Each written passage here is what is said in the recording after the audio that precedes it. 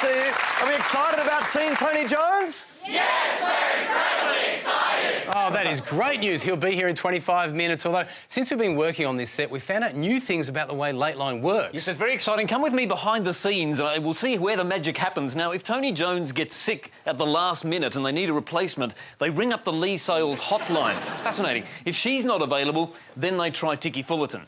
And as an absolute last resort, if they're really, really desperately scraping in the barrel for a journo, then they ring Mark Latham. I hope that doesn't need to happen. And that brings us to this week's Campaign Roundup.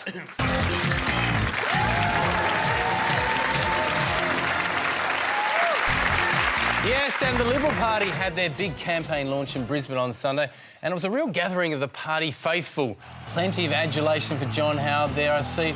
You got an absolute hero's welcome. Oh, they love him. They love him, don't they? And look, I really liked the play-on music they had for Howard. In fact, the play-on music was great all day. I thought they got the song choice spot on for Julie Bishop. Can't go past that. And they found an absolutely perfect play-on song for Abbott as well. That was apt. Bold choice.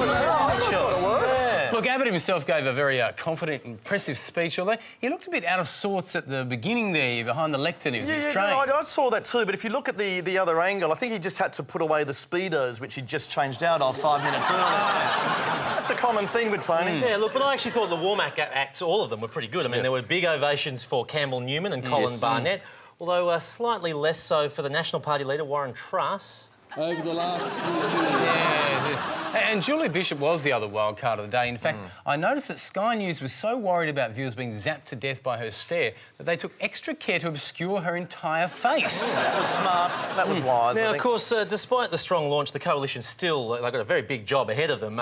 They're starting from behind this election. In fact, if we look at the chamber currently, this is the lower house. And, you know, if just a couple of MPs leave their seats, you can be pretty certain Troy Buzzer will be there. And he'll be sniffing away. Troy's come all the way from Perth just to sniff those. He's committed. Of course, the real action all week, though, was in the Labor camp. And Kevin Rudd, he's been at pains to instruct the media not to make him the focus of this campaign. I'd be there, but on the condition that I am not a distraction. Right, so just to get my head around this then, last Wednesday, Rudd went on the radio telling us not to be distracted by him. The following day, he called a press conference telling us not to be distracted by him. But I think he really delivered that message at the launch of the No More Distractions national campaign. And there was a No More Distractions national tour is going on. I think that was good too. And then he got the Air Force involved to really hit the message home, I think. It's clear now. I think so. Then, of course, last Saturday, we finally had the big, long-awaited meeting between Rudd and Julia Gillard. And look, what a reunion it was. Look at the chemistry here as the two of them shared their mutual love of maps. It's a beautiful moment. But interesting, actually, if we can zoom in a little bit closer into that map, you can actually see that it was full of instructions from Labor campaign headquarters. So, I thought it was interesting. I kind of thought the maps, you know, the whole map gazing was an interesting strategy because the last political leader I recall looking over a map so intently was this guy. And, look, that was the beginning of the end for him. And then Gillard's weekend went from bad to worse when she came face-to-face with yet another former Labor leader, this time Mark Latham. Oh, yes, here he is. Oh, yeah. Look it's just where's the respect? Puerile undergraduate ambush. And, look, completely inappropriate, isn't it, to hassle a politician in the street like that, especially when he came back an hour later to offer Gillard some cracked pepper. Then he popped up again dressed as the surprise spruiker. I mean, he's stealing our share. Yeah, look, poor old Gillard, this parade of former Labor leaders is just causing all sorts of trouble for her. I noticed yesterday she was getting accosted at a press conference by John Curtin. I mean, where is this going to end? He's looking fit, though. He is good, yeah, he's off the booze. Yeah. Of course, Latham's ambush was all part of his new job as a 60 Minutes reporter. And he's not the only former leader who's gone into TV now. No, that's right. Kim Beazley's got a job on the next season of MasterChef. Yeah. And I saw that John Howard recently made an appearance on Hey Hey It's Saturday, doing one of his favourite old blackface routines there. And John's still got it, John. He doesn't he? Yeah, just when you thought, though, that Gillard's weekend couldn't get any worse, things came to a real head when she was also the target of a terrifying assassination attempt. Look at this. Oh, there she goes. It is the world's slowest assassin. But look, it's been a horror week for Labor, and it's now looking like their strategy of rushing to an early election might have failed. Yes, well, Gillard's certainly slumped in the polls since her initial honeymoon, so Labor is now looking further afield for a credible new leader. Oh, Malcolm, I've got an offer for you. Yeah, what's that? Do you want to lead the Labor Party? A big government has lost its way, OK? We're just looking for a last-minute change to get a new leader, OK? And you're, for some strange reason, the only one with any credibility on left-wing issues like the environment. You willing to make it? Well, it's very kind of you, but I'll decline. No, come on, really. All you have to do is beat Tony Abbott. Anyone could... Actually, except you. Anyone except you can beat Tony Abbott. I am very committed to the Liberal Party. You still think you're going to get the leadership of the Liberal Party back? I'm just on my way into the campaign launch. That's so funny. Yeah. He's just going to become a leader.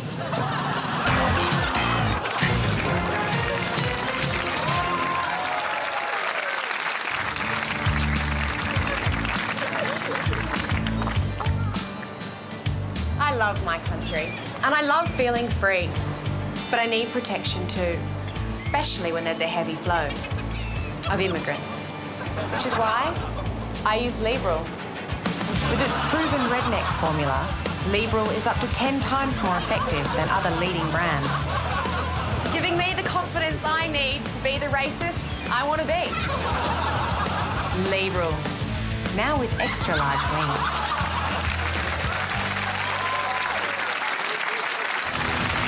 Decision 2010. Never before has the choice been so stark. It's Julia Gillard. The number of asylum seekers arriving by boat to Australia is very, very minor. Versus Julia Gillard. Australians are concerned when they see boats on our horizon.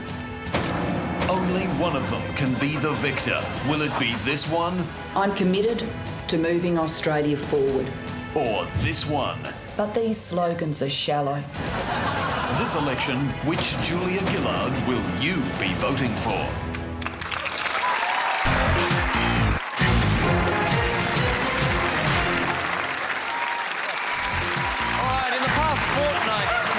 Julie Bishop and Tanya Plibersek join us on the show, and it seems it's only the female Pollies who are willing to accept our invitations, I think.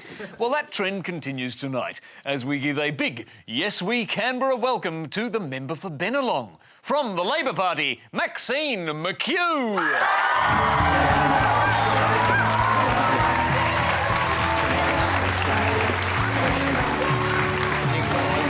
Cut the jingle. Well, actually, we don't want that jingle. That's the other party's jingle. Sorry about that, Maxine. Now, we've come up with a new game for you, Maxine. You'll be thrilled to hear. It's not so much a game as a form of interrogation.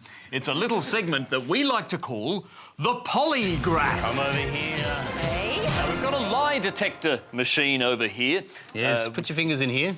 We borrowed it from Carl Sanderlands. Okay. There you go. Are you feeling comfortable there? I'm feeling like an idiot. Oh, it's true. Well done, it works. The machine works. We've got some footage of you here, Maxine. I'd like to ask you a question about it. Are you embarrassed by that footage? No, come on. I danced. Come on. I danced my way to victory. You're kidding. Should you be embarrassed by that? Dancing is a different question. Well, I could have done, with a bit of prep, Who do you prefer, Julia or the real Julia? Yeah, well, look, Julia is a tough-minded lady, and I like tough-minded ladies. What's wrong with it? I don't know. I think it's your waffle's confusing it. Just a yes or no answer for this one. Do you think the Citizens' Assembly is a good idea? Yeah, yes, I do, because participating... Oh, come on! How could you question this equipment? Look at it. As a general rule, do you think Labor politicians ever lie?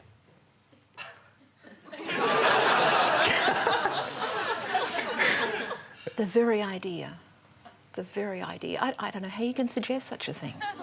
You're very clever. You know how to make that make a sound. Well, let's move on to your media career now, Maxine. Do you reckon you were a better host of Lateline than Tony Jones? Oh, dear. Come on. She shifts uncomfortably in her seat. I had my nights. Did too. Yeah, but none of them won Lateline. OK, but look, no, Sorry. That's really unkind. Sorry. That was really unkind and uncalled for. A lot of my female constituents do say, you know, Tony's a bit of a dreamboat. No, that's true, yeah. How do you reckon Kerry O'Brien votes? I have no idea. I've no evidence either way. I have no evidence either way, you know. I suspect he swings.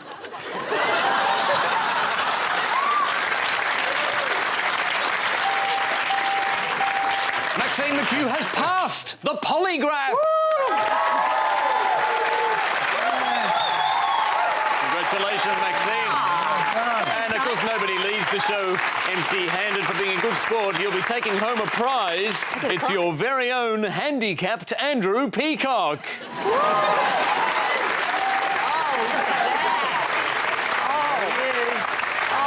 Andrew. Hi, Andrew. How are you? I'll look after you, darling. Come this way. There we go. Maxine swings as well. Hi, fellas. See you back here for Late Line tonight. Please thank Maxine McHugh.